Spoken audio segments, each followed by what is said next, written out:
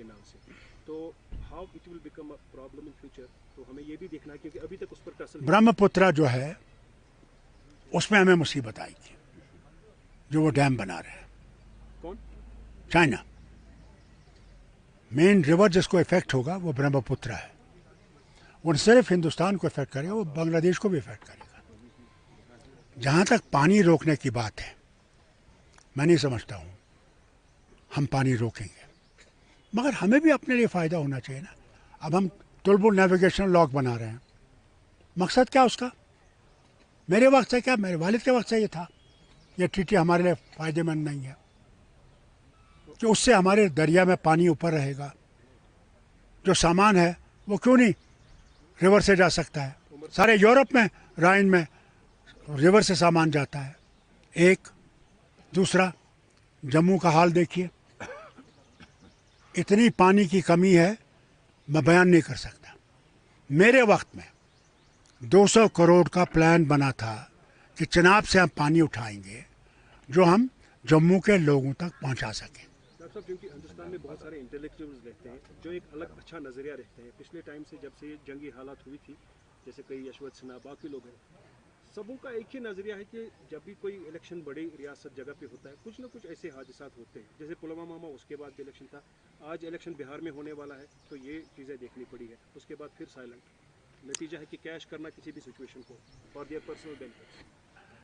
دونوں طرف میں کشمیر ہی ہوتا ہے.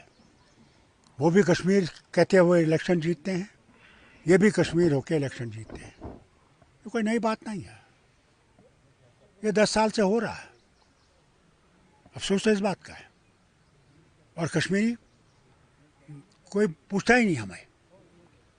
مصیبت میں تو ہم ہیں. کیا پاسبلٹی آف ڈائلاگ پروسیس ہے کیونکہ جو اٹاری ڈائلاگ ان کو نرم کر دیا گیا؟ ڈائلاگ جب تک نہیں ہوگا, میں آپ سے کہتا ہوں کبھی 2 ملکوں میں امن نہیں آئے گا.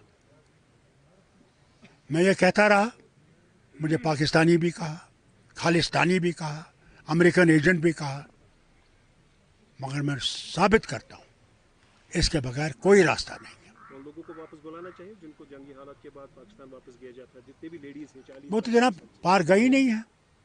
وہ تو سپریم کورٹ نے بھی ان کو روک دیا کہ وہ نہیں جا سکتے.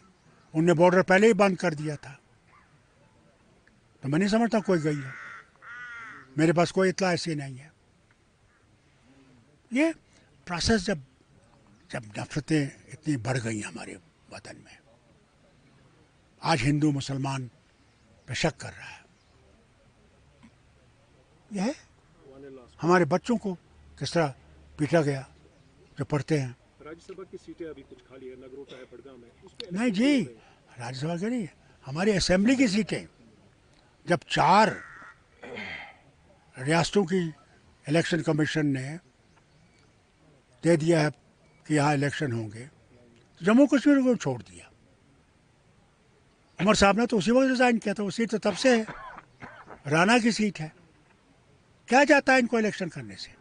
میرا ایک سوال ہے الیکشن کمیشن کو کہ اگر یہ ڈیموکریسی ہے تو ہم اپنا حق دیجیے. راجیہ سبھا کی 4 سیٹیں ہیں, کس چیز کا انتظار کر رہے ہیں کہ 8 مہینے سے ہمیں حق نہیں ہے وہاں بیٹھنے کا, اس ریاست کی بات کرنے کا. افسوس ہے مجھے. Thank you very much for being with us. Thank you.